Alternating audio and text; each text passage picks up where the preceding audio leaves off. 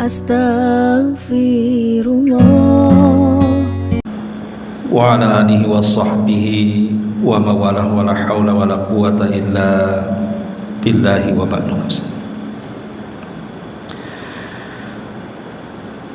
Alhamdulillah, segala puja dan puji hanya milik Allah subhanahu wa ta'ala. Salawat dan juga salam kita hadiahkan kepada Rasul kita Nabi besar Muhammad sallallahu alaihi wa ala alihi wasallam. Ma'asyiral muslimin yang dimuliakan Allah subhanahu wa ta'ala, alhamdulillah di malam hari ini walaupun cuaca dingin di luar tapi tidak mematahkan semangat kita untuk bertalabul ilmi. Tadinya pembahasan di malam hari ini dari takmir meminta pembahasan seputar rumah tangga, tapi yang datang bapak-bapak jadinya, mamanya nggak ada pula, jadi kita robah temanya. Iya, kita akan membahas seputar pentingnya istiqomah. Istiqomah di dalam memegang agama sampai kematian menjemput kita. Di dalam Al-Quranul Karim Allah subhanahu wa ta'ala berfirman, innal ladzina qalu rabbuna Allah thumma istaqamu tatanazzalu alaihimul malaikatu alla takhafu wa la tahzanu wa abshiru bil jannati allati kuntum tu'adun.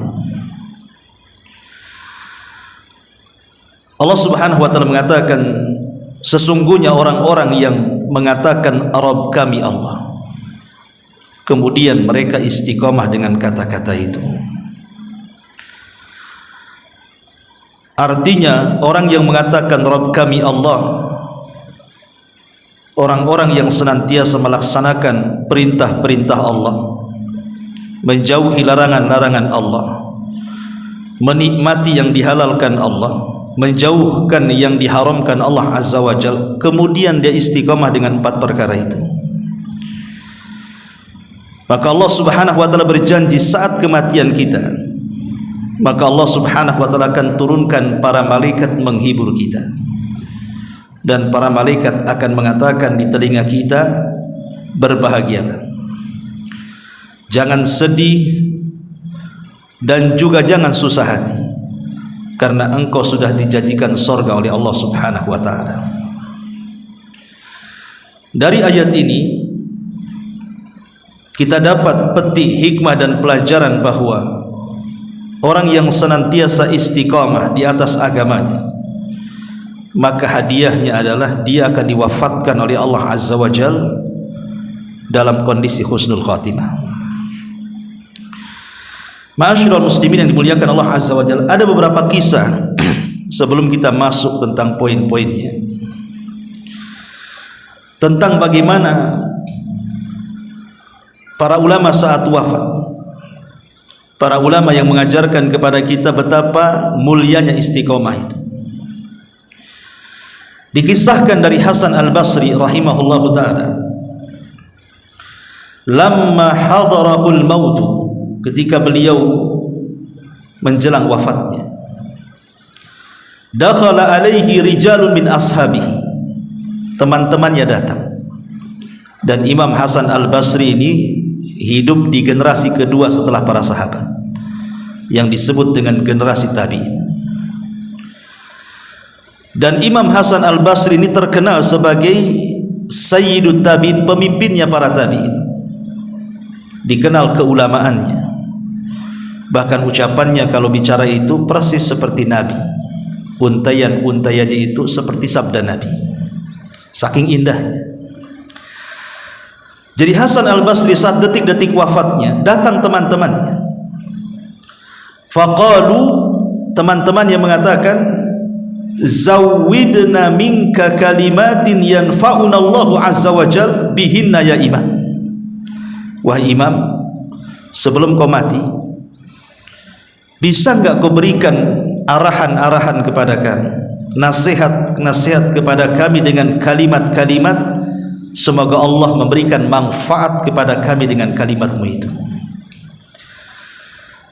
Maka Hasan al-Basri rahimahullahu ta'ala mengatakan, inni muzawwidukum thalatha kalimat, akan aku arahkan kepada kalian 3 kalimat.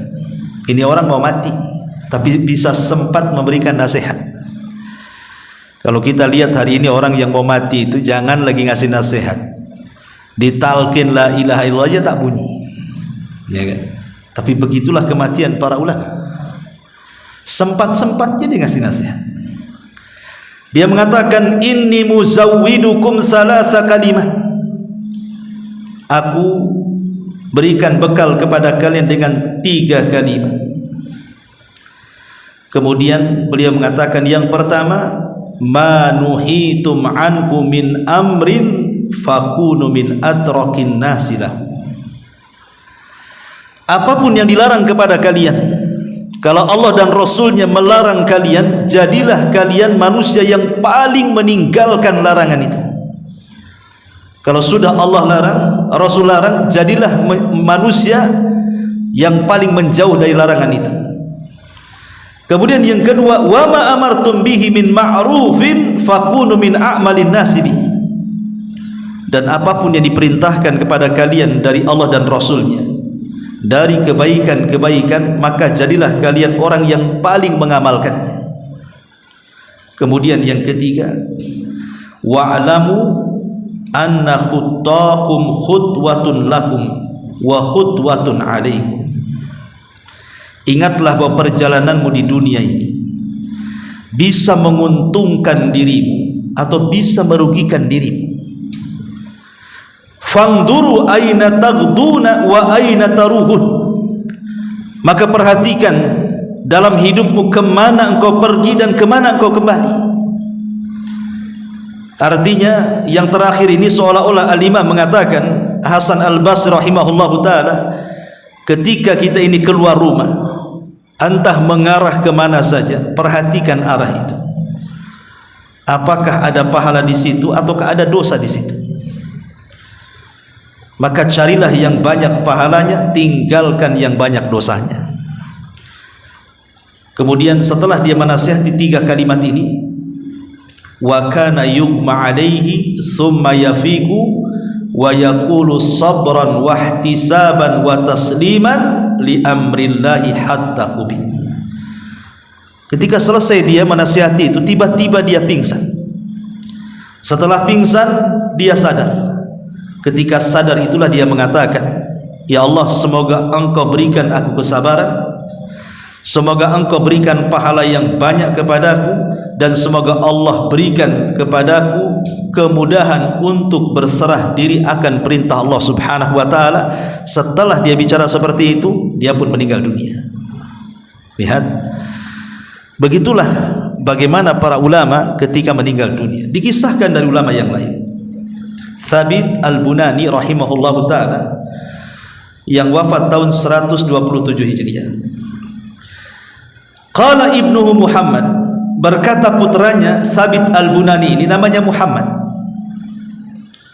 zahabtu ulakkinu abi. Kata anaknya Muhammad ini, aku menemui ayahku. Dan Thabit al-Bunani seorang ulama besar di zaman itu. Jadi kata Muhammad anaknya ini, aku pergi menuju ayahku yang sedang sakaratul maut itu, dan aku berusaha untuk mentalkinkan dengan kalimat la ilaha illallah. Dia mengatakan, ya abati qul la ilaha illallah, wahai ayahku, katakan tidak ada sembahan yang berhak disembah kecuali Allah. Tapi apa kata Thabit al-Bunani? Dia mengatakan, ya bunai khalli anni fa inni fi wirdis sabi' ka'annahu yaqra'u wa nafsuhu takhruj. Dia mengatakan, ya bunai, wahai anakku, tidak perlu kau talkinkan aku, katanya, karena sesungguhnya aku sedang membaca wiridku sendiri. Aku sedang membaca wirid, aku sedang membaca Al-Quran, aku sedang berzikir. Sambil dia bicara, tiba-tiba kemudian dia meninggal dunia.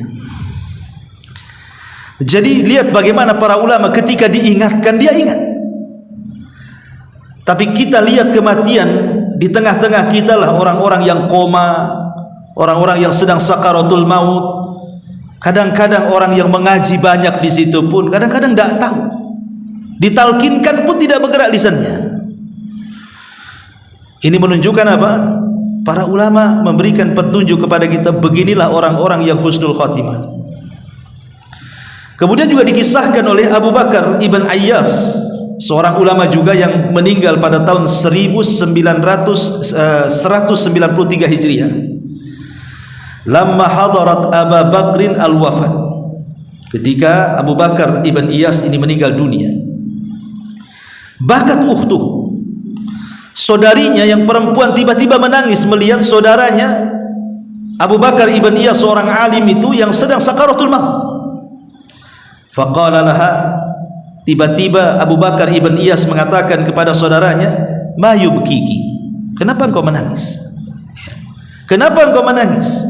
Unzuri ila tilka az-zawaya, kau lihat tembok di pojok sana, katanya. Kau lihat tembok di pojok sana, kata Abu Bakar ibn Iyas ini. Faqad khatama akhuki fiha 18,000 khatmah.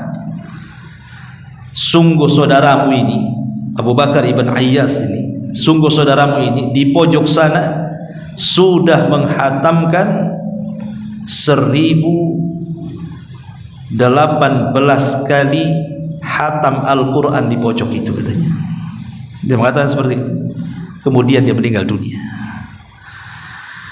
Lihat bagaimana orang dulu, mereka menghadapi kematian itu dengan tenang, kan?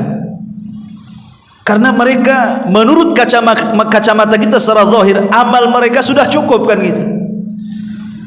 Udah ribuan kali mereka menghatamkan Al-Quran. Pertanyaannya, berapa kali kita menghatamkan Quran? Tiba-tiba kita menghayal ingin husnul khatimah, kan gitu. Ya kalau para ulama ya wajar seperti itu. Ya. Ma'asyiral muslimin yang dimuliakan Allah Azza wa Jalla. Kemudian juga dikisahkan oleh Abu Bakar ibn Habib yang meninggal pada tahun 530 Hijriah.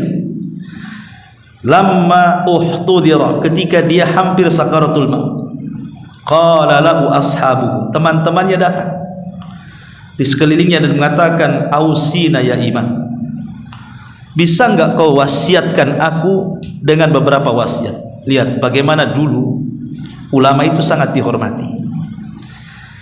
Mereka takut kalau seandainya mereka meninggal, karena Nabi mengatakan apa? Mautul alim musibatun la tujbar. Kematian seorang alim itu musibah yang tidak bisa digantikan. Kalau hari ini Pak Jokowi meninggal, wakilnya jadi presiden. Kalau hari ini Pak Rudi meninggal, wakilnya jadi wali kota. Kalau hari ini pengusaha meninggal, besok ada lagi yang lebih kaya. Itu dunia, bisa digantikan. Tapi seorang ulama kalau meninggal tidak ada gantinya. Itu Nabi yang ngomong, mautul alim musibatun la tujbar. Kematian orang alim itu musibah yang tidak digantikan. Imam Syafi'i meninggal, siapa penggantinya? Tidak ada. Imam Ahmad meninggal, siapa penggantinya? Tidak ada sekelas Imam Ahmad. Imam Abu Hanifah meninggal, Imam Malik meninggal, imam-imam besar lainnya meninggal, siapa yang menggantikan? Ulama-ulama kita di negeri kita meninggal, siapa yang menggantikan? Yang menggantikannya lebih bodoh daripada ustaz-ustaznya, kan, sebelumnya. Tapi kalau presiden boleh jadi mungkin yang setelahnya lebih baik atau mungkin lebih jelek, kan begitu. Makanya Rasul mengatakan mautul alim musibatun la tujbar itu. Makanya dulu ulama itu dihargai. Kalau sekarang tidak, ulama itu diobok-obok kalau sekarang ini. Gitu ya.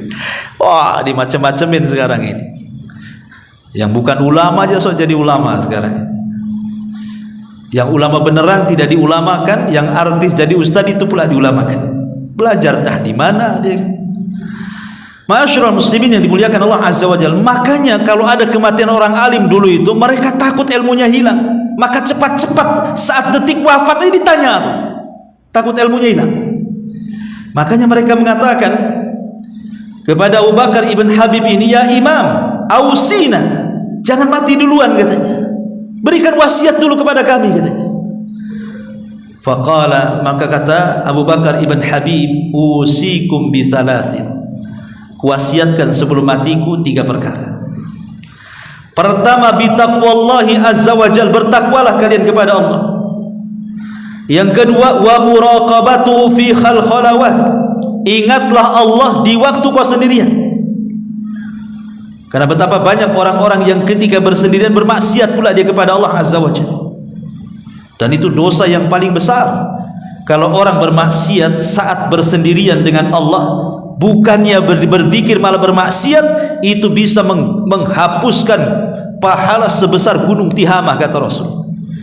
Kan nanti pada hari kiamat ada orang-orang yang membawa pahala sebesar gunung Tihamah, tiba-tiba dihancurkan gara-gara maksiat yang bersendirian kita dengan Allah azza wa jalla. Dan sekarang maksiat yang bersendirian itu mudah.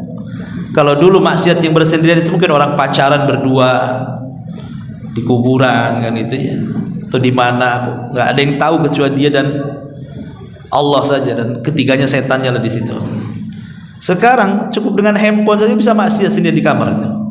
Nyebar hoax, ya kan? Berita-berita nggak jelas, nonton film yang nggak layak ditonton, gambar-gambar. Sekarang bisa maksiat sendirian.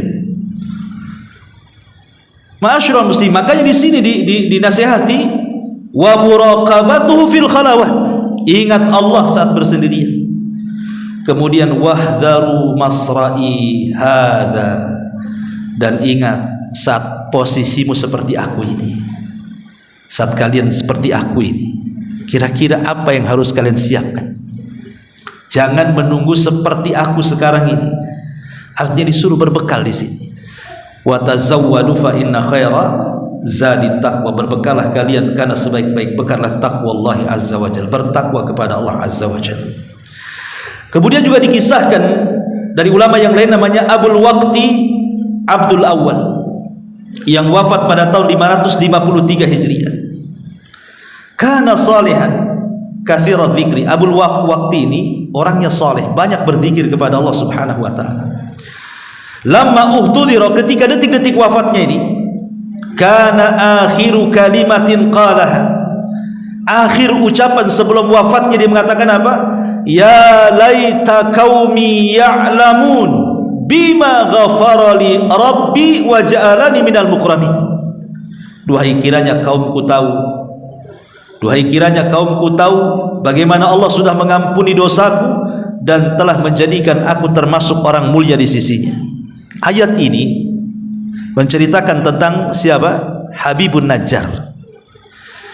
Jadi kalau ibu bapak baca surah Yasin, dalam surah Yasin itu ada kisah tentang Habibun Najjar. Jadi di zaman dulu, di zaman Bani Israel, ada satu perkampungan diutus oleh Allah Subhanahu wa taala 2 nabi, tapi satu kampung tak mau beriman juga, padahal 2 nabi diutus kepada kampung itu. Kemudian Allah mengatakan apa? Kami tambah 3, fa'ajazna bisalis, kata. Kami tambah 3 lagi. Bayangkan, sudah 2 masih kurang juga, nggak ada yang beriman, ditambah lagi sama Allah 3 nabi sekaligus satu desa. Tapi hidayah itu milik Allah. 3 nabi sekaligus diutus loh, nggak ada yang beriman. Dekilnya Bani Israel Yahudi itu. Akhirnya kemudian mereka justru malah mengancam nabinya. Rupanya ada orang yang beriman tapi dari negeri yang jauh, namanya Habibun Najjar. Langsung kemudian ketika 3 nyawa Nabi terancam, datang Habibun Najjar dari perbatasan kota itu, memperingati orang kampung itu dan mengatakan, kalian bersyukurlah sudah ada 3 nabi ini. Kok kalian tidak beriman? Jangan sakiti mereka, bahaya. Justru kemudian Habibun Najjar ditangkap. Habis ditangkap kemudian dipendam setengah badan, kemudian dirajam hidup-hidup sampai mati. Lah Habib bin Najjar ini saat mati dia baca ayat ini, diabadikan dalam Al-Quran. Ya laita qaumi ya'lamun bima ghafara li rabbi wa ja'alani minal mukramin. Karena saat dia meninggal, dia digambarkan dia berada di surga. Makanya dia mengatakan, duhai kiranya kaumku tahu Allah sudah sudah mengampuni dosa-dosaku dan telah menjadikan aku termasuk orang mulia. Ya tapi kan tidak mungkin kedengaran orang sudah mati. Ya, dia hanya ngomong untuk dirinya sendiri saja. Makanya kemudian ayat ini pula yang dibaca oleh Abdul Waqti Abdul Awal ketika meninggal dunia. Makanya terkadang tanda-tanda husnul khatimah itu diakhiri dengan baca Quran. Ada seorang syekh bercerita, jadi di Riyadh di Arab Saudi sana ada anak muda itu kecintaannya kepada Quran luar biasa, luar biasa. Dalam bus dia baca Quran, dalam pesawat dia baca Quran, ketika di mobil dia baca Quran, ketika di halte dia baca Quran.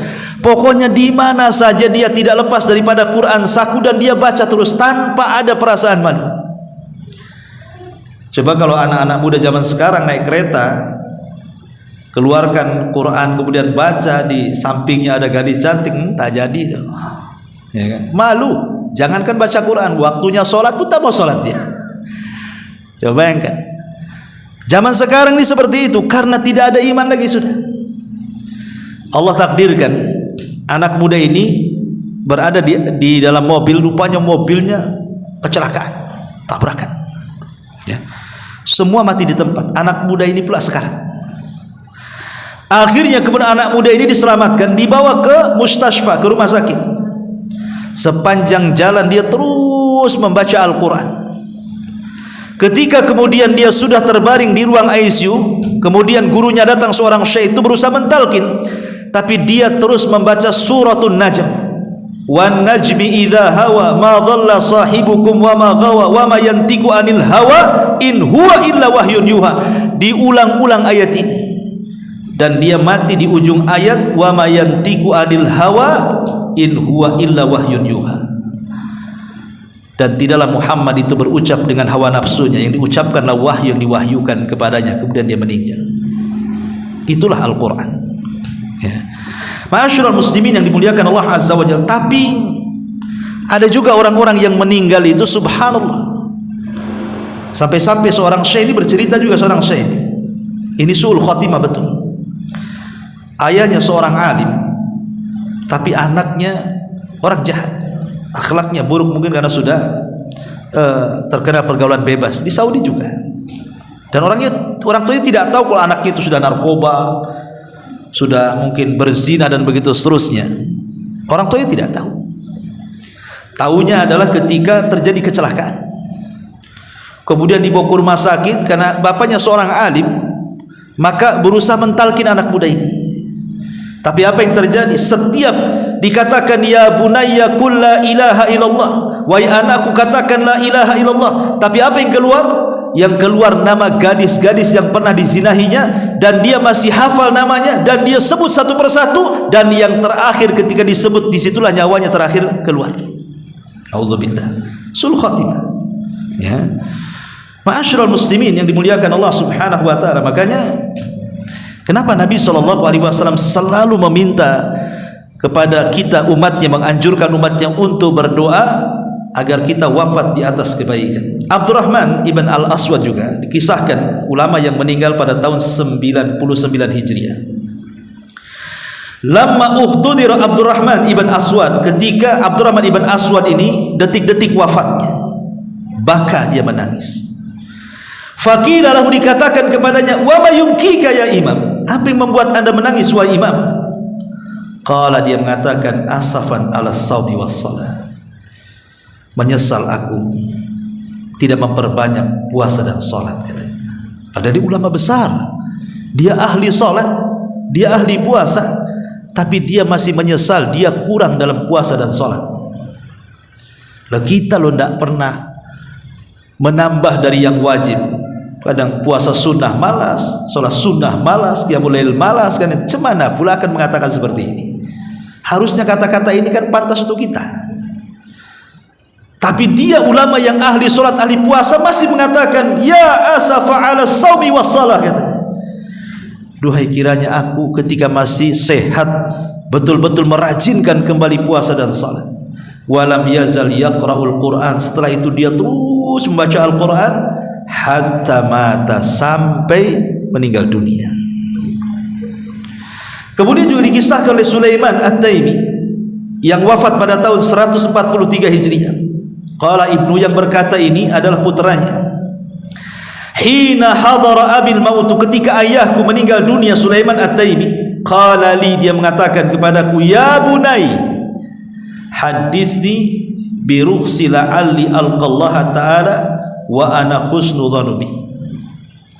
Wahai anakku, kisahkan kepadaku, mungkin dengan rukhsah-rukhsah, keringanan-keringanan yang pernah kau dapatkan dari ilmumu kepadaku, supaya aku bisa berjumpa dengan Allah dan aku dalam kondisi berbaik sangka dengan Allah. Ikhwan, ibu-ibu yang dimuliakan Allah Azza wa Jalla, ini termasuk sunnah yang kadang-kadang mahjurah, ditinggalkan. Orang yang sakit itu, orang yang sakit parah itu, setan lebih dekat dengan dia dibandingkan malaikat. Orang yang sakit parah itu setan lebih dekat, karena setan tidak mau ada dari hamba-hamba Allah yang meninggal dunia kemudian dia husnul khatimah, karena itu kesempatan terakhir menggoda dia masalahnya. Makanya setan itu akan berusaha menghubungi orang yang sakit parah, jangan sampai detik-detik wafatnya kemudian lepas pula dari jeratan setan. Itu sangat rugi setan itu, karena masalahnya dia akan mati kan, udah gak ada kesempatan menggoda lagi. Makanya setan akan menghubungi orang sakit. Makanya lihat orang-orang sakit, terutama yang sudah parah, apalagi sudah lama, apalagi sudah terbaring, ucapannya aneh-aneh kan. Terkadang lebih baik mati daripada hidup. Putus asa, kecapean menahan sakitnya, sudah tidak sabar lagi, tidak mengharap pahala lagi. Karena apa? Setan masuk supaya dia apa? Putus asa. Padahal Nabi SAW pernah mengatakan kepada Abbas, pamannya, saat sakit parahnya, dan mengatakan, ini Rasul ngomong sama pamannya Abbas tuh, hei Abbas, pamanku, jangan sekali-kali kau berandai-andai dengan kematian. Sebab kalau seandainya penyakitmu Allah sembuhkan dan engkau orang baik, engkau bisa menambah pahala. Tapi kalau engkau orang jahat, kau ada kesempatan bertobat. Ya.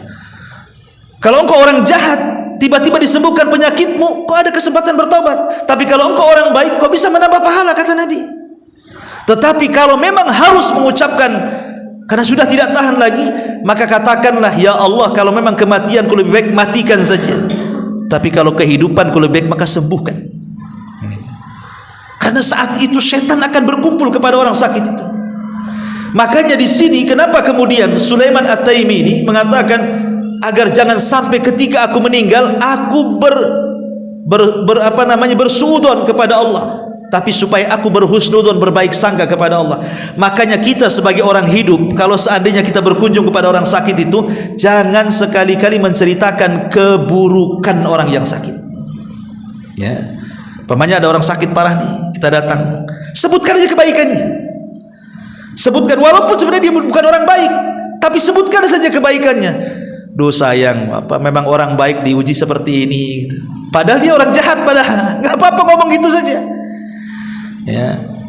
Atau kapan lagi lah kita ke masjid, kapan lagi kita ini, dan begitu seterusnya. Sebab orang sakit mendengarkan orang di sekitarnya. Kalau suara yang masuk itu kebaikan, maka akan menghilangkan memori-memori maksiatnya, dan yang diingat kebaikan yang diceritakan orang sekitarnya.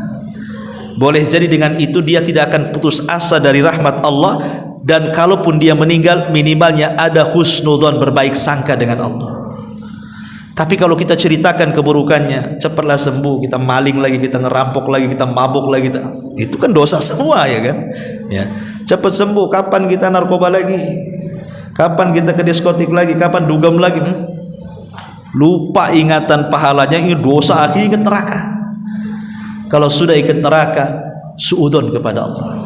Kalau sudah suudzon kepada Allah, jangan pula kemudian dia mati, itu pula dosa yang terakhir yang ia bawa menghadap Allah, suudzon, berburuk sangka kepada Allah, seolah-olah dia tidak akan masuk surga, pasti neraka. Itu bahaya tuh. Ya. Jadi kalau ada orang sakit, hibur dengan kebaikan, supaya harapannya lebih besar dari perasaan takutnya. Jangan diceritakan maksiat, karena itu waktu kita menceritakan kebaikan. Ya. Kemudian juga dikisahkan dari Abu Hazim Salamah ibn Dinar Al-A'raj yang wafat pada tahun 144 Hijriah.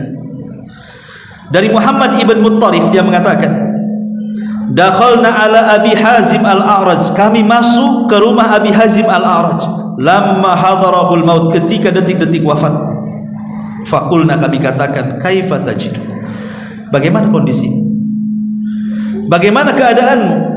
Qala, kata Abu Hazim, ajiduni bi khairin, alhamdulillah, aku dalam kondisi baik, rajian ilallah, aku terus mengharap pahala Allah, husnadzan bihi, berhusnudzon kepada Allah, fil mauti rahatan lil mu'minin, kematian itu adalah istirahat bagi orang-orang yang beriman. Kemudian dia membaca, wa ma indallahi khairul lil abrar, ingatlah apa yang di sisi Allah itu lebih baik bagi orang-orang yang senantiasa berbuat baik di dunia. Kemudian dia meninggal. Lihat, ma'asyiral muslimin wal muslimat rahimani wa rahimakumullah. Ini beberapa kutipan bagaimana para ulama-ulama dulu gitu ya, saat wafatnya itu rasanya indah sekali. Ada yang membaca Quran kemudian meninggal, ada yang sedang menasihati kemudian dia meninggal, ada yang sedang berzikir kemudian dia meninggal, ada yang sedang membaca la ilaha illallah kemudian dia meninggal. Macam-macam gambaran ulama-ulama dulu meninggal. Nah, sekarang kita lihat gambaran-gambaran orang yang pernah Anda lihatlah saat nazah meninggal itu. Ada enggak gambaran-gambaran seperti orang-orang seperti ini? Ataukah sebaliknya, yang Anda lihat cuma diam terus mati gitu. Ngorok mati. Gitu kan. Lah dari sini kenapa pentingnya kita ini istiqomah. Makanya saat wafatnya Nabi SAW, semua para sahabat tidak yakin bahwa Rasul meninggal. Umar sampai sesumbar dan mengatakan, siapa yang mengatakan Muhammad sudah mati, ku penggal lehernya. Dia itu hanya sedang pergi 40 hari saja, nanti dihidup lagi dan akan mematahkan tangan dan kaki orang munafik itu. Saking gak percayanya Nabi itu wafat.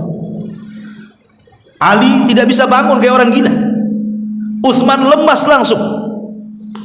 Semua para sahabat tidak sanggup bangkit karena gak yakin Nabi meninggal, kecuali Abu Bakar. Abu Bakar Siddiq radhiyallahu an tiba-tiba datang karena dia tidak tahu kalau Rasul meninggal. Dia dihabari Rasul meninggal. Kemudian dia datang dengan berusaha tenang, masuk ke kamar Aisyah radhiyallahu anha, putrinya. Kemudian disingkaplah wajah Rasul yang ditutupi kain, kemudian dicium keningnya dan mengatakan, tibta anta hayyan wa mayyitan ya Rasulullah, sungguh indah jasadmu baik ketika hidup ataupun ketika mati wahai Rasul. Kemudian ditutup. Kemudian Abu Bakar keluar langsung berkhutbah. Ini Umar sedang sesumber bawa pedang. Siapa yang mengatakan Muhammad mati, ku penggal lehernya. Kata Abu Bakar, uskut ya Umar, diam, duduk, suruh duduk ya. Tapi Umar tak mau duduk juga. Akhirnya Abu Bakar gak peduli dengan Umar, naik dia ke atas mimbar. Kemudian dia mengatakan di hadapan umat Rasul dan mengatakan, man kana minkum ya'budu Muhammadan fa inna Muhammadan qad mat. Siapa di antara kalian yang masih menyembah Muhammad, lihat Muhammad sudah mati. Wa man kana ya'budullaha fa innallaha hayyun la yamut. Tapi siapa di antara kalian yang masih menyembah Allah, Allah zat yang tetap hidup dan tidak akan mati. Barulah kata para sahabat, setelah Abu Bakar mengingatkan kami, apalagi kemudian membacakan ayat, wa ma Muhammadun illa rasulun qad khalat min qablihi rusul afa imitta aw qutilan qalabtum ala aqabikum wa man yanqalibu ala akibaihi falan yadurrallaha syai'a wa sayazillahu syakirin. Tidaklah Muhammad itu sama dengan rasul-rasul sebelumnya. Apakah kalau dia mati atau terbunuh kalian akan murtad lagi? Siapa yang murtad ke belakang kalian tidak memadaratkan Allah sama sekali, karena Allah hanya membalas orang-orang yang bersyukur saja. Sahabat mengatakan, ketika Abu Bakar mengingatkan kami dengan ayat itu, baru kami sadar Nabi itu sudah meninggal. Tapi lihat bagaimana Abu Bakar Siddiq radhiyallahu memberikan kesemangatan apa? Untuk istiqomah. Ini wasiat istiqomah Abu Bakar. Yang kalian sembah itu bukan Muhammad, yang kalian sembah itu Allah. Ubudullah hatta ya'tiyakal yakin. Sembahlah Allah sampai mati. Karena Rasul-Rasul Muhammad ini sama dengan Rasul yang lainnya, sama dengan Musa sudah meninggal, sama dengan Isa diangkat ke langit, sama dengan yang lainnya juga meninggal. Semua kita akan meninggal. Tetapi namanya beribadah itu Tetap kita harus terus tidak boleh terputus kepada Allah Subhanahu wa taala. Itu namanya istiqomah. Abu Bakar mengingatkan soal istiqomah ini. Karena di zaman sekarang, ikhwatu fiddin, muliakan Allah Azza wa Jalla, ini zaman fitnah. Syubhat dan syahwat itu sudah merajalela di tengah kita ini.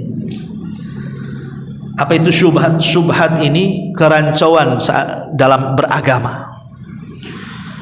Coba sekarang lihat di media-media sosial itu, macam-macam ajaran ada di situ. Karena apalagi di negeri kita ini, ikhwan, orang Arab mengistilahkan apa? Likulli sakitin lakit. Setiap yang jatuh pasti ada yang mungut. Maknanya ajaran apapun, sesesat apapun ada pengikutnya tuh di negeri kita. Yang ngaku Imam Mahdi ada juga pengikutnya. Imam Mahdi laki-laki, Indonesia perempuan pula ngaku Imam Mahdi. Dia Aiden tuh. Ya. Yang ngaku Tuhan pun ada pengikutnya. Ya mungkin pengikutnya di dunia medsos mungkin ada nge-like juga kan gitu ya. Macam-macam, yang enggak sholat aja ada pengikutnya. Na'udzubillah di negeri kita ini. Ini penyakit syubhat namanya. Adapun penyakit syahwat ya ada macam-macam lah. Sekarang kita ini dipertontonkan dengan macam-macam syahwat kan. Dengan maksiat-maksiat depan kita ini, dari diskotiknya, dari narkobanya, dari maboknya, dari perempuan, macam-macam. Dengan hubud dunianya, kecintaan kita kepada dunianya. Lah kita dihadapkan dengan fitnah yang seperti ini. Kalau kita tidak istiqomah, mungkin kita mudah akan, hati kita ini akan condong, mungkin condong kepada syahwat, atau mungkin condong kepada syubhat. Mungkin rusak agama kita atau rusak akhlak kita. Sebab kalau terkena syubhat, rusak agama kita. Kalau terkena syahwat, rusak akhlak kita. Padahal yang menjadikan manusia baik itu adalah agama dan akhlak. Kalau bisa mengawinkan agama dan akhlak itu, jadi orang baik kita. Tapi sekarang agama diserang, akhlak pula diserang. Makanya kalau tidak istiqomah, susah sekali. Lalu apa saja supaya kita ini bisa istiqomah sampai kematian kita? Saya akan sebutkan 15 perkara dengan singkat karena juga waktu. Yang pertama, supaya kita istiqomah, al-iqbal alal Quran. Jangan lepas dengan Quran. Quran itu identitas kita kaum muslimin. Jangan pernah lepas dengan Al-Quran. Baca Al-Quran, pelajari Al-Quran, renungkan Al-Quran, amalkan Al-Quran. Karena nanti Nabi SAW akan menghadap kepada Allah pada hari kiamat dan mengatakan di hadapan Allah, inna qaumi ittakhidhu hadzal qur'ana mahjura, ya Rabb, maafkan saya, kaumku di akhir zaman sudah mulai mereka meninggalkan Al-Quran. Pertanyaannya, sudahkah kita membaca Al-Quran setiap hari? Pasti jawabannya tidak. Setiap minggu? Tidak juga. Setiap bulan? Tidak juga. Nunggu Ramadan Ustaz? Tidak juga Ramadan tuh. Dia enggak tarawih juga rupanya. Kapan baca Quran kalau begitu? Ya. Padahal itu yang membuat kita istiqomah. Kemudian yang kedua, iltizam syar'illahi wal amali salih. Berusaha untuk iltizam, mengokohkan diri untuk berpegang dengan syariat Allah dan berusaha untuk beramal saleh. Kalau seandainya kita diberikan oleh Allah kekuatan, ikhwatu fiddin yang dimuliakan Allah Azza wa Jalla, ibu-ibu dan bapak-bapak juga, cobalah setiap hari itu ada amalan yang kita amalkan. Amalan apa sajalah selain yang diwajibkan. Entah berupa zikir, entah berupa baca Quran, entah berupa menolong orang, entah berupa silaturahim, terserah. Kan amal soleh kan banyak, tapi minimalnya setiap hari ada. Makanya ketika Rasul mengumpulkan para sahabat, apa kata Rasulullah? Siapa di antara kalian yang puasa? Tidak ada yang jawab. Abu Bakar mengatakan saya. Siapa di antara kalian yang hari ini mengunjungi orang sakit? Tidak ada yang menjawab. Kata Abu Bakar saya. Siapa di antara kalian yang memberi makan fakir miskin? Tidak ada yang jawab. Kata Abu Bakar saya. Siapa yang hari ini mengikuti jenazah? Tidak ada yang jawab. Kata Abu Bakar saya. Bayangkan, Abu Bakar dalam satu hari puasa, mengunjungi orang sakit, mengunjungi jenazah, memberi makan orang sakit. Kata Rasul, tidaklah manusia ada 4 sifat ini pada dirinya kecuali dia masuk surga. Jadi kalau bisa setiap hari itu minimalnya ada 4 amalan lah yang kita amalkan. Kira-kira apa kan begitu? Ya. Karena semua itu akan ditanya di hadapan Allah Azza wa Jalla. Kemudian yang ketiga, tadabbur qasasil anbiya. Berusaha untuk tadabbur. Kalau kita ingin istiqomah, cobalah buka sejarah. Entah mempelajari sejarah Nabi, sejarah para sahabat, sejarah para ulama gitu ya. maka kita akan semangat tuh. Kalau kita mendengar sejarah itu akan semangat. Ya, seolah-olah semua ada. Makanya kenapa kemudian di Quran itu Allah Subhanahu wa taala menceritakan para nabi kepada nabi. Kan Quran turun kepada nabi dulu kan? Jadi Allah menceritakan para nabi kepada nabi. Apa gunanya? Allah mengatakan linutsabbita bihi fuadak, supaya memantapkan hati nabi itu. Jadi kalau nabi umpamanya diuji oleh kaumnya, nabi-nabi dulu juga diuji. Kalau seandainya kemudian Rasul diuji anak-anaknya meninggal, dulu Nabi Ibrahim disuruh menyembelih Ismail lagi. Kalau Nabi SAW diuji dengan sakit, Ayub 18 tahun sakit. Kalau seandainya ada orang kemudian mencaci maki mengatakan dia gila, semua para nabi dibilang gila. Akhirnya kan tenang tuh, karena ada pendahulunya kan. Makanya kalau seandainya nih kita dapat musibah, kemudian musibah kita digandengkan dengan musibah nabi, tenang kita. Coba, apa yang tidak ada pada nabi, apa yang tidak ada pada kita ada pada nabi. Musibah apa saja yang kita hadapi, nabi pernah mengalaminya. Kita tenang jadinya kan. Ada orang yang kemudian kena musibah anaknya meninggal, nabi anaknya meninggal juga, kecil-kecil lagi, bayi-bayi.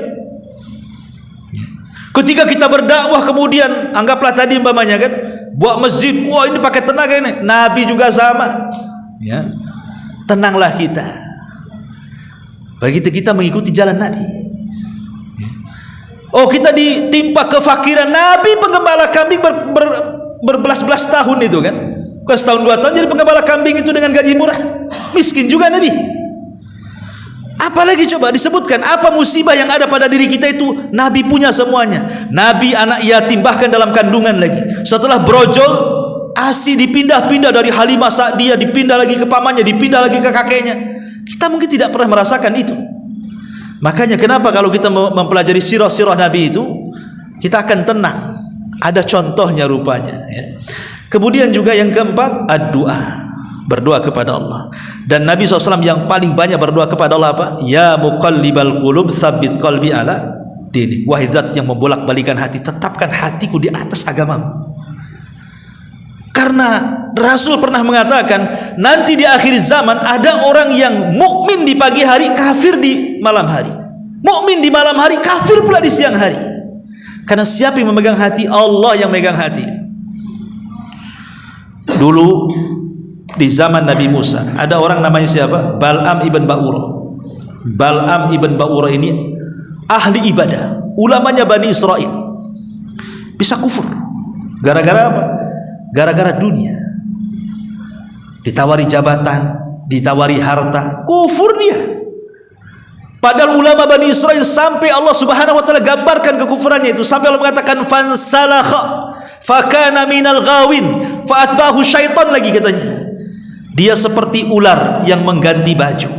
Ular kan suka ganti baju tuh kulitnya tuh. Itu insalah namanya. Artinya dia melepas baju keimanannya, berubah menjadi kekafirannya. Sesat pula dia. Harusnya dia mengikuti setan, setan ikut dia lagi. Itu Bal'am bin Ba'urah. Itu di Quran dijelaskan. Siapa lagi? Banyak. Dulu ada namanya Rajal ibn Unfuah. Rajal ibn Unfuah ini di majelis Nabi, walaupun ada sebagian ulama mengatakan riwayatnya lemah, tapi saya kisahkan aja sebagai ibrah. Jadi Rajal ibn Unfuah ini dia membaca surah Al-Baqarah secara khatam dan tafsirnya dengan Nabi. Artinya dia orang yang cinta dengan Quran. Rajal ibn Unfuah ini di akhir-akhir kehidupan Nabi muncul nabi palsu namanya Musailamah al-Kadzab dari Yaman.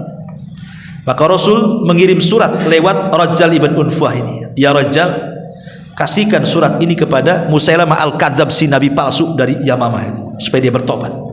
Dibawalah surat itu. Di tengah jalan Rasul meninggal. Surat ini dibawa Rajal. Ketika sampai di kandang Musailamah al-Kadzab itu, entah ngomong apa Rajal ibn Unfuah ini, empat mata dengan Musailamah. Tiba-tiba dia mengatakan bahwa Musailamah al-Kadzab itu benar seorang nabi gitu. Rupanya apa? Ditawari kekuasaan, ditawari harta. Padahal udah ngaji sama nabi lagi tuh, bisa murtad dia. Rajal ibn Unfuah. Na'udzubillah, apalagi kita. Makanya Umar ibn Khattab ketika memegang Taurat itu, ada satu lembaran Taurat dipegang Umar. Rasul marah dan mengatakan amutahawwikun anta ya Ibnul Khattab, kau sudah bingung wahai Umar, lempar tuh lembaran Taurat, di depanmu ada Quran, Ngapain pula kau pegang-pegang Taurat? Nabi tahu hati Umar itu yang memegang Allah, bukan Umar. Bisa saja Umar tersesat. Kalau sekelas Umar aja dikhawatirkan oleh Nabi, tentu sekelas kita lebih khawatir lagi. Nabi lah kan begitu. Tiba-tiba kita tidak pernah belajar Quran, tidak belajar hadis, sok-sok beli Injil dibaca. Kenapa beli Injil? Perbandingan agama Ustaz. Perbandingan dari mana? Quran aja nggak hatam. Mau dibanding-bandingkan dengan mana? Mau sesat kamu kan begitu. Jadi makanya banyak berdoa supaya di zaman fitnah ini adalah hati kita tetapkan di atas agama Allah Azza wa Jalla. Kemudian yang nomor 6, yang nomor 5, zikrullahi Azza wa Jalla. Perbanyak zikir, karena zikir yang bisa menenangkan hati. Kemudian yang nomor 6, al-hirsu ala an yaslukal muslim tariqan sahihan, berusaha untuk mencari jalan yang benar, talabul ilmi. Kalau kita ingin istiqomah, rajin-rajin hadir di majelis taklim. Orang yang jarang hadir di majelis taklim itu mudah futur orang itu. Siapa yang akan memberi nasihat kepada orang kalau tidak hadir di majelis taklim? Karena ilmu itu hanya akan dapat di majelis taklim. Anda bisa mungkin belajar lewat YouTube, lewat televisi, tapi Anda tidak beradab di situ. Kadang-kadang sambil tidur tengok YouTube, sambil makan tengok YouTube, kadang-kadang nggak pakai baju lagi. Nah, coba kalau antum hadir di majelis taklim, ada yang berani pegang bawa makan, buka baju, tidur. Mungkin ustadznya yang pulang, ngapain pula ngajari orang kayak gini? Ya. Karena kalau sudah di majelis taklim pasti ada adabnya, ada malu sedikit lagi gitu. Karena ada malaikat di situ, makanya pasti dapat ilmu. Walaupun seandainya ilmu itu diulang-ulang, minimalnya pulang sudah tak ada dosa lah. Kita ini sudah banyak dosa, susah pula hadir di majelis taklim, istighfar pun tidak. Minimalnya kalau sudah susah istighfar, hadir aja di majelis taklim, pulang itu dosanya sudah hilang. Kata Nabi, qumu maghfuran lakum, pergi kalian, dosa-dosa kan sudah diampuni. Ya. Walaupun yang ngantuk Ustaz, ya walaupun yang ngantuk, insyaallah. Insyaallah, mudah-mudahan nggak ngantuk aja lah ya. Kemudian yang nomor 7, at-tarbiyah. Berusaha untuk tarbiyah. Mentarbiyah itu membiasakan, melatih diri. Jangan malas, gitu maksudnya ya. Karena perasaan malas ini, makanya Rasul berdoa.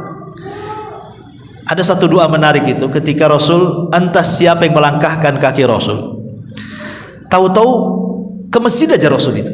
Rupanya di masjid itu ada Abu Umamah Al-Ansari. Lagi bingung, stres. Kata Rasul, "Hei Abu Umamah, ngapain kau di sini? Ini kan bukan waktu sholat, karena waktu itu di waktu duha. Waktu duha orang kerja. Ngapain kau di masjid?" katanya. Apa kata Abu Umamah?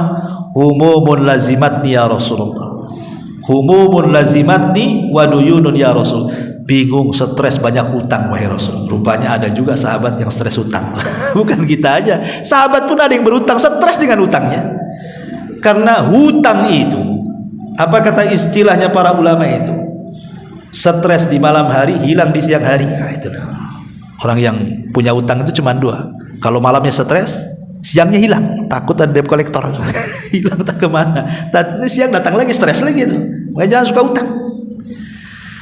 Jadi kata Nabi SAW, "Ya Aba Umamah, maukah ku ajarkan kepadamu beberapa kalimat? Kalau kau baca, ku yakin nih, stresmu hilang, hutangmu terlunasi," katanya. Wah, kata Abu Umamah, mau saya itu Rasul. Apa tuh kalimat tuh? Katanya. Maka Nabi SAW mengajarkan, katakan ya Aba Umamah setiap pagi dan petang, Allahumma inni a'udzubika minal hammi wal hazan.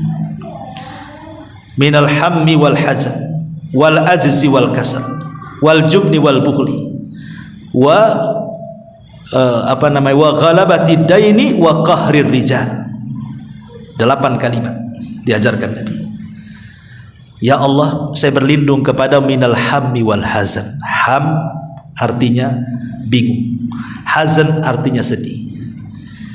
Bingung menghadapi perkara yang dihadapi dan yang akan datang, sedih karena menghadapi yang sudah berlalu. Itu artinya. Ya, kalau yang berlalu kan sedih kita kan namanya. Kita dulu pernah kaya jadi miskin, sedih. Dulu masih jadi polisi, sudah purnawirawan, sedih kan itu. Udah pensiun sedih kan itu. Tapi kalau bingung ini sesuatu yang akan dihadapi, besok mau makan apa, besok mau usaha apa, itu namanya bingung tuh. Ya. Kita berlindung dari dua-duanya, dari bingung dan dari sedih. Kemudian minal ajzi wal kasal. Kita berlindung kepada Allah dari kelemahan dan kemalasan. Ini 2 penyakit bahaya ini. Lemah, malas, bahaya. Apa bedanya? kalau malas dengan ajiz, dengan lemah itu. Kalau lemah itu orang pengen sholat, dia kepengen, tapi karena sakit stroke nggak bisa ke masjid, itu namanya lemah. Pengen ke masjid tapi lemah, nggak bisa datang. Malas bahaya, ya. Ada panggilan adzan, dia bisa jalan tapi tak mau jalan, itu namanya lemah. Malas tuh namanya. Kan beda kan? Kalau malas itu bisa jalan tak mau jalan, tapi kalau lemah gimana pula namanya lemah. Dua-duanya kita berlindung kepada Allah. Dua-duanya kita berlindung kepada Allah. Makanya kita berlindung dari kemalasan, karena malas ini penyakit apa yang dilakukan orang malas? Coba tidur. Dunia saja tidak mungkin dicapai, dia apalagi agama. Orang malas itu duduk aja ngerokok sana sini, kayak orang stres. Orang malas itu kita berlindung dari dua-duanya tuh, malas sama al-azz, ya, sama kelemahan. Kemudian minal jubni wal kasal, minal jubni wal bukhli, kita berlindung dari kebakilan dan kepengecutan. Orang bakhil ini bahaya sekali. Kemudian juga pengecut. Orang pengecut ini takut. Jangankan lagi mau usaha, mau lewat di tempat yang ada kuburannya tak jadi. Nanti kalau sudah sampai tuh digas motornya 100 tuh. Bisa nabrak-nabrak itu. Itulah orang-orang penakut tuh kayak gitu. Tergesa-gesa. Dan yang terakhir, berlindung dari terkalahkan oleh hutang ataupun jasa orang. Kadang-kadang orang kalau sudah banyak jasa kepada kita, kemudian kita disuruh tegur, bisa nggak kau nasihati si Anu? Nggak bisa saya. Kenapa? Jasanya banyak sama saya. Nggak bisa menyampaikan kebenaran jadinya kan. Maka kita berlindung dari dua-duanya tuh. Makanya istiqomah itu harus ada tarbiyah, jangan malas. Ya. Jadi ada ijtihad. Kemudian juga yang ke-8, as-siqatu bit-thariq, harus yakin dengan apa yang sudah kita yakini. Kemudian juga yang nomor 9, mumarasatu da'wati ilallah, berusaha untuk membiasakan ngajak orang kepada kebaikan. Walaupun kita belum baik 100%, ajak manusia kepada kebaikan. Kalau maling, ketemu maling, kemudian maling tidak mengatakan jangan maling, dua-duanya maling sampai kiamat. Bisa dipahami ya? Tapi kalau maling bilang, jangan maling, boleh jadi salah satunya tobat. Masa saya maling, teriak jangan maling, kok masih maling, saya nggak malu lah kan itu. Atau dia masih maling, kawannya, betul juga kau. Akhirnya kan, kalau kita memberikan nasihat nunggu kita baik 100%, nggak akan bisa memberikan nasihat. Yang penting biasakan aja nasihat-nasihat. Boleh jadi dengan sebab itu hidayah kepada kita, itu maksudnya. Itulah istiqomahnya di situ. Kemudian juga yang nomor 10, al-iltifat haulal anasiril muthbitah, berusaha untuk mengambil anasir, maksudnya poin-poin terpenting dalam hidup itu. Ibadah itu banyak, tapi ambillah yang paling penting dengan itu. Entah wajibnya dulu, ya, kita biasakan yang wajib dulu. Ini aneh, orang tidak pernah sholat wajib, orang tidak pernah sama sekali sholat, tapi kalau masuk Ramadan puasa pula dia. Puasa tuh, nanti kalau dekat-dekat mau buka puasa tuh, sempat-sempatnya dia tanya korma. Mana korma? Kok kata dibeli bu? Kenapa korma? Itu sunnah Nabi, kata. Loh, kalau sunnah ingat dia. Sholat yang wajib tak ingat. Tarawih dia tarawih, duhur pula tidak. Ini kan kurang ajar. Yang wajib kemana, yang sunnah kemana kan? Aduh, otaknya ada error. Kemudian juga yang nomor 11, as-siqatu binasrillah wa annal mustaqbalil Islam. Ingat, pertolongan itu datang dari Allah. Terkadang orang itu berpikir seperti ini. Kan di Quran itu kan sudah jelas ya. Orang-orang yang beriman itu kan janji-janji Allah banyak sekali akan diberikan kepada orang-orang beriman. Contoh, Allah mengatakan, innallaha yudhafi'u 'anil ladzina amanu. Allah itu akan menolong, akan membela orang-orang yang beriman. Kemudian Allah mengatakan, wa kana haqqan 'alaina nasrul mu'minin. Kewajiban bagi kami menolong orang-orang yang beriman. Dan Allah mengatakan, man 'amila salihan min dzakarin aw untha wa huwa mu'minun falanuhyiyannahu hayatan thayyibah. Barang siapa yang beramal saleh dari laki-laki dan perempuan dan dia beriman, kami akan berikan kehidupan yang layak untuk dia. Bahkan Allah mengatakan, wa'adallahu alladhina amanu wa amilus shalihat la yastakhlifannakum fil ardi. Allah sudah janjikan kepada orang yang beriman dan beramal saleh akan diberikan kekuasaan di permukaan bumi. Lihat, orang yang beriman pertama dibela Allah, ditolong Allah, diberikan kehidupan yang layak Allah, bahkan diberikan kekuasaan lagi oleh Allah. Pertanyaannya, Ustadz, rasa-rasanya saya sudah beriman, tapi mana pertolongan Allah katanya? Kok saya gini-gini saja hidupnya, ngontrak-ngontrak saja hidupnya, usahanya tidak pernah jalan-jalan. Saya sudah sholat kok, sudah puasa, sudah ngaji. Apa betul yang berkuasa sekarang di dunia umat Islam? Rasa-rasanya saya sudah beriman, Ustadz, manalah pertolongan Allah itu? Katanya janjinya banyak. Dia tidak sadar bahasa dia kan baru rasanya tuh. Anda ini beriman baru rasanya. Supermi rasa ayam, ada ayamnya di situ? Kan baru rasanya saja, tak ada ayamnya di situ. Jadi kalau baru rasanya belum ada imannya, percuma saja. Karena iman tidak bisa dirasa. Iman itu diaplikasikan lewat keyakinan, kemudian lewat lisan, kemudian lewat perbuatan. Kalau hanya ngomong gitu saja tidak bisa. Jadi makanya harus betul-betul thiqah, yakin dengan pertolongan Allah. Kemudian yang nomor 12, ijtima al-akhlaq al-muayyanati ala tsabat, berusaha untuk berakhlak, perbaiki akhlak kita, mulai tutur kata, perbuatan, baik akhlak dengan diri sendiri, akhlak dengan anak, dengan keluarga, dengan orang tua, dengan tetangga, berusahalah dirobahkan begitu. Karena itu yang bisa mengantarkan kepada istiqomah. Termasuk juga wasiatus salihin, datang kepada orang-orang saleh, datang kepada ustadz, kiai, ajengan, tuan guru, minta nasihat mereka. Ya, fala tuzakku anfusakum, jangan rasa bersih diri sendiri. Ya, kita ini rohani kita perlu disiram. Mungkin badan kita sudah cukup lah dengan baksonya, mie ayamnya, apa semua ya kan. Hari-hari kadang makan 4-5 kali kita, sudah cukup badan kita tuh. Ruh kita yang belum cukup. Hadir di majelis taklim, melihat YouTube pengajian atau datang ke orang saleh dan begitu seterusnya kan. Karena itu yang bisa memantapkan sebenarnya. Kalau tidak dilakukan maka kita akan futur. Kemudian juga zikrul maut, ingat kematian. Karena kalau ingat kematian itu, itulah yang akan menghancurkan semua kenikmatan kita. Dan yang terakhir, ta'ammul fi naimil jannati wa adzabin nar. Kita senantiasa berfikir tentang indahnya sorga, kemudian juga azabnya neraka yang sudah saya jelaskan pada minggu yang lalu. Kalau kita sudah tahu nikmatnya sorga, pedihnya neraka, tentu kita tidak mau masuk neraka dan pasti kita masuk sorga. Dan jalan masuk sorga adalah dengan beriman dan beramal soleh. Sebab inilah diantara kunci-kunci supaya kita istiqomah. Istiqomah dari mulai balik sampai kita meninggal dunia. Wallahu a'lam bishawab. Ini yang bisa saya sampaikan. Tadi ibu-ibu belum datang ya, harusnya temanya keluarga. Maaf, insyaallah mungkin minggu depan saja. Subhanakallah bihamdika asyhadu an la ilaha illa anta astaghfiruka wa atubu ilaik. Allahu ta'ala alam.